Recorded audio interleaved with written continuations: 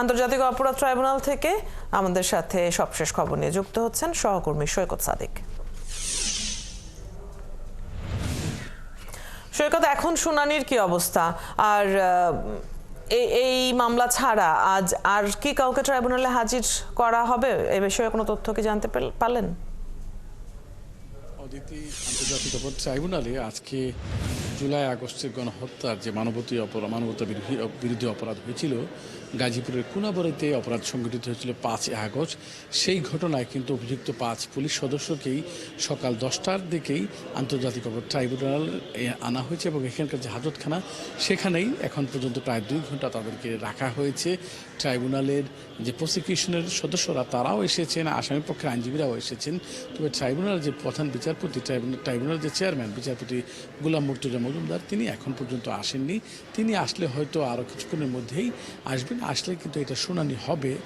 আপনি বলছিলেন যে এদের মধ্যে কনস্টেবল আকরাম হোসেন, তাকে দ্বিতীয়বারের মতো আজকে কিন্তু এই আদালতে নিয়ে আসা হয়েছে। এর আগে তাকে আরেকবার নিয়ে আসা হয়েছিল, যেহেতু হৃদয় হত্যাকাণ্ডটি বেশ হৃদয় বিদারক একটি ঘটনা। কলেজ ছাত্র হৃদয় বেলা দুপুরের দিকে যখন কয়েকজন পুলিশ সদস্য তাকে টেনে হিসছে বা কিল ঘুষি মারে, তখন এই কনস্টেবল আকরাম হোসেন তাকে গুলি করে, তার পিঠে গুলি লাগে।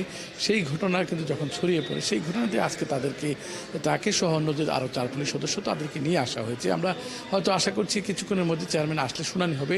এর পাশাপাশি আরেকটা বিষয় হচ্ছে, ট্রাইব্যুনালের যে প্রসিকিউশনের শাখা, যে প্রসিকিউশন চিফ প্রসিকিউটর তাজুল ইসলামের যে পরামর্শক টবি ক্যাডম্যান, তিনি 11টার আগে এসেছেন। এর পাশাপাশি আরও 2 জন মার্কিন কূটনীতিক, যারা সাবেক একজন রাষ্ট্রদূত ছিলেন উইলিয়াম বি মাইলাম, তিনি এসেছেন এবং তার সাথে জন ডেনরিভেস, তিনিও এসেছেন। এই 2 জন আমরা যতদূর শুনতে পেরেছি উনি বিএনপির আমলের সময় তিনি সাবেক রাষ্ট্রদূত ছিলেন, উইলিয়াম বি মাইলাম। আর জন ডেনরিভেস তিনিও কিন্তু তত্ত্বাবধায়ক সরকারের আমলে তিনি মার্কিন অফিসে, ঢাকায় নিযুক্তিত অফিস, সেখানে তিনি সহকারী হিসেবে দায়িত্ব পালন করেছেন। এই 2 জন যুক্তরাষ্ট্রে বিএনপির লবিস্ট হিসেবে কাজ করেন, সেগুলো আমরা জেনেছি। তবে এই 2 জন এখন চিফ প্রসিকিউটর কার্যালয়ে আছেন। তিনি হয়তো চিফ প্রসিকিউটরের সাথে বৈঠকও করছেন। তবে এই বিষয়ে আমরা আনুষ্ঠানিক এখন পর্যন্ত কিছু জানতে পারিনি। তারা ঠিক বেলা 11টার দিকে এই ট্রাইব্যুনাল এসেছেন, এসে চিফ প্রসিকিউটর কার্যালয়ে তারা গিয়েছেন, সেটা আমরা দেখেছি। অদিতি, এই পর্যন্ত বা এখন পর্যন্ত ট্রাইব্যুনালের সর্বশেষ সংবাদ এই হচ্ছে আমার কাছে রয়েছে।